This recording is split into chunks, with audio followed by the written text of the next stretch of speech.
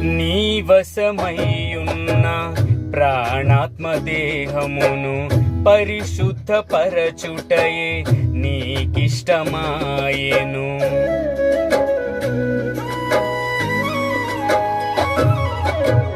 నీ వశమయ్యున్న ప్రాణాత్మ దేహమును పరిశుద్ధపరచుటయే నీకిష్టమాయెను.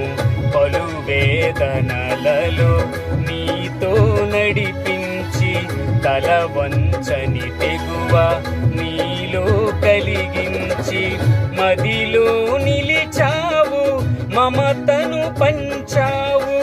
నా జీవితమంతా నిన్ను కొనియాడెదను. ఎంతగా కీర్తించినా నీ రుణమే నే తీర్చగలనా?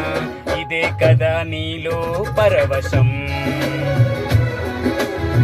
మరువలేని తీయని జ్ఞాపకం.